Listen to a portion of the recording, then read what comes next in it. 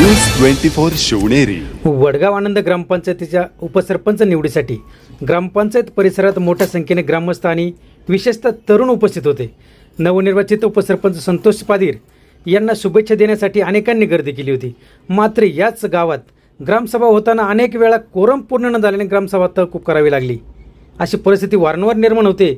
ग्रामविकासाशी संबंधित महत्त्वाचे निर्णय घेण्यासाठी ग्रामसभा हे सर्वात प्रभावी व्यासपीठ असतानाही त्याकडे मात्र दुर्लक्ष होत असल्याची खंत अनेक ग्रामस्थांनी व्यक्त केली. कारण इतर गावात पहिले जे काही गाडी नसते किंवा काय नसते, आज गर्दी काय एवढी नक्की? आज उपसरपंच पदाची निवडणूक आहे आज, त्याच्यामुळे हे सगळं पब्लिक माळ्या तळ्यातलं आळेफाट्याचं सगळी गोळा झालेली. उपसरपंच निवडीच्या निमित्ताने उपस्थित ग्रामस्थांशी संवाद साधला असता त्यांनी केवळ निवडणुकांपुरतेच नव्हे तर गावच्या विकासासाठी होणाऱ्या ग्रामसभांनाही अशाच प्रकारे मोठ्या संख्येने उपस्थित राहण्याची गरज व्यक्त केली. गावातील पाणी, रस्ते, स्वच्छता, शिक्षण आणि इतर विकास कामांवरही चर्चा करण्यासाठी प्रत्येक नागरिकाने ग्रामसभेत सहभाग घ्यावा असे मतही ग्रामस्थांनी मांडले. निवडणुकीप्रमाणेच ग्रामसभेलाही उत्स्फूर्त प्रतिसाद मिळाला तर गावच्या विकासाला निश्चित अधिक गती मिळेल अशी अपेक्षाही यावेळी ग्रामस्थांनी व्यक्त केली. त्यामुळे निवडणुकीला मोठी उपस्थिती आणि ग्रामसभेला मात्र काही प्रतिसाद या विरोधाभासावर आम्ही ग्रामस्थांशी संवाद साधला. पाहूया त्यांनी काय प्रतिक्रिया दिल्यात त्या. काय प्रकारे आज गावात बरीच गर्दी? आज कधी गर्दी नसती. तर आमच्या आपल्या वडगाव आनंद ग्रामपंचायतची उपसरपंच पदाची आज निवडणूक आहे आणि त्यानिमित्ताने आपल्या पादरवाडीचे सगळे ग्रामस्थ उपस्थित आहेत. वडगाव आनंदचे ग्रामस्थ उपस्थित आहेत. संतोष शेठ पादीर यांनी खरं तर उपसरपंच पदाच्यासाठी अर्ज भरलेला आहे. बऱ्याच वेळा पाहिलं अर्ज भरले किंवा काय, पण आपण इथं पाहतो ग्रामपंचायतचं कोणी काही काम अडलं किंवा असं पंचायतीमध्ये पटकन कोणी येत नाही, पण आज सगळे जमा झालेत. तर नक्की याच्यामध्ये काय म्हणजे कारण काय? पत्रकार खरं सांगायचं झालं तर इलेक्शन असल्याच्या नंतर सगळे येतात आणि खरं तर संतोष शेठ पादीर यांनी उपसरपंच पदाचा अर्ज भरलेला आहे आणि खरं तर सगळ्या सदस्यांनी खरं तर त्यांना सहकार्य केलेलं आहे. की ज्यावेळेस ग्रामसभा असते आपल्याबरोबर काय जालिंदर पादीर साहेब आहेत, आपण त्यांना विचारू की ग्रामसभा असते त्यावेळेस ग्रामस्थ कोणी हजर नसतात. कधीही ग्रामसभा काही झालेली नाही तर खूपच होते. ग्रामस्थ त्यावेळेस कोणच नसतात. तर नक्की आणि आज भरपूर ग्रामस्थ आहेत, नक्की काय प्रकार असावा? असं काय नाही, ग्रामसभा असते तरी बहुसंख्येने मंडळी उपस्थित असतात. नाही, गेले 2.5 वर्ष गेले एकही ग्रामसभा डायरेक्ट झाली नाही, तर होऊनच कोरम पूर्ण झाला नाही. पण आज बघितलं तर बरोबर जत्रासारखं गावात पब्लिक आहे. त्याचं कारण असं आहे की ग्रामसभा 26 जानेवारी 15 ऑगस्ट महात्मा गांधी जयंती या दिवशी असल्या कारणाने बरेचसे मंडळी त्या ठिकाणी आपल्या एन्जॉयसाठी बाहेर जात असतात. त्यामुळे थोडस ग्रामसभेला संख्या कमी असते आणि ग्रामसभा तक होत असते.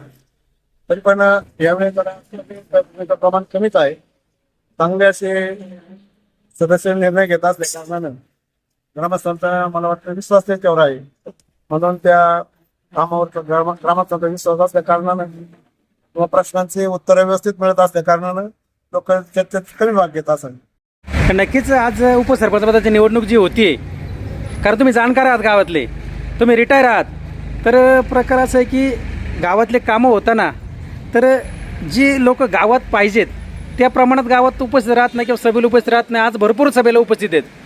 तर 2.5 वर्षामध्ये तुम्हाला असं काही जाणवलं का या बॉडीकडून किंवा यांच्याकडून असं कामं वगैरे किंवा नागरिकांमध्ये नाराजी वगैरे असं काही का ग्रामसभेला का उपस्थित राहत नाही? कारण एकही ग्रामसभा कधी अशी पूर्णपणे झाली नाही. कारण असं आहे की ज्यावेळेस एखाद्या गावामध्ये विकासाचं काम करायचं असतं ग्रामस्थांचा सुद्धा तेवढाच सहभाग त्यामध्ये असावं लागतं. उदाहरणार्थ जर सांगायचं म्हटलं तर अंतर्गत रस्ते असतील, थोडंसं पुढं खडीकरण असेल, त्यामध्ये ग्रामस्थांची जी संमती असते त्या संमतीच्या काही अडीअडचणी येत असतात किंवा काही प्रशासकीय अडीअडचणी येत असतील. त्या अडीअडचणीच्या कामामुळं खरं तर रस्ते किंवा विकास थोडासा कमी झालेला दिसतो. परंतु ज्यांच्या संमती आहेत गावोगावी आपण बघा पाहाल तर पादेवडे असेल, बेंद असेल, भोरतळा असेल किंवा नगरवस्ती असेल, त्या ठिकाणी जे रस्त्यांची कामं आहेत ती झालेली आहेत. ज्या ज्या ग्रामस्थांनी संमती दिलेल्या आहेत दोन्ही बाजूनं किंवा रस्त्याला कोणी आडवं आलेलं नाही अशा ठिकाणी नक्कीच तुम्ही सांगितलं की बऱ्यापैकी कामं झालेली आहेत, चांगल्यापैकी कामं झाली. आपण पुढच्याकडे जाऊया की ज्यांच्या सौभाग्य आज सदस्य आहेत, ग्रामपंचायत सदस्य राम चौगुले म्हणून आपल्याबरोबर. तर प्रकार असा आहे की अनेक समस्या आहेत गावामध्ये, परंतु प्रत्यक्ष ग्रामपंचायतीमध्ये समस्या घेऊन कोणीच येत नाही. काय याच्यामुळे काय कारण असेल?